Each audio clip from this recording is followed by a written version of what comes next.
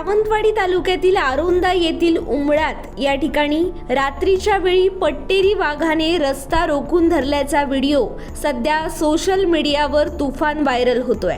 रस्त्यावरून जाणाऱ्या वाहनातील स्थानिकांनी हा व्हिडिओ आपल्या कॅमेऱ्यात कैद केल्याचं बोललं जातंय।